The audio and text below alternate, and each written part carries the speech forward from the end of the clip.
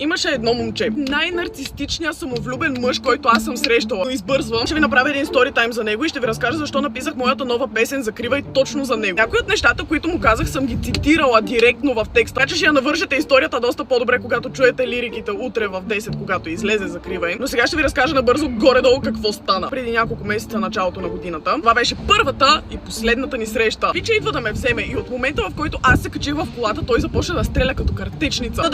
Беше скандално, човек, аз не можах да вкарам една дума. То почна да разтяга едни лукуми по едностранен разговор, аз съм нямала в живота си. Аз изключително възпитано задавам му въпроси, слушам, интересувам се от нещата, които ми казва. По едно време се усещам, че е минал половин час и този пич не знае нищо за мен. Тогава аз, скептична и наивна, ти казах: окей, знаеш какво, може би ти се дърпаш, може би ти имаш проблем с споделянето. Активно се опитах да кажа едно-две неща за себе си, след което бях сецвана и прекъсвана още половин час. Просто решавам да му кажа, викам: абе ти, много си харесваш собствения глас. Той седи и ме гледа объркан и неразбрал. Аз започвам по най-милия начин на света да му обяснявам как като излезе на среща с момиче, не е лошо, нали, да й зададе примерно един въпрос. Нещо не знам, примерно минимално, да се поинтересува за нея. Тогава той се почувства супер засегнат, цялото нещо прерасна в ебати спора. Почна да се прави на ударен, да ми държи на мене сметка, защо аз съм го била интервюирала.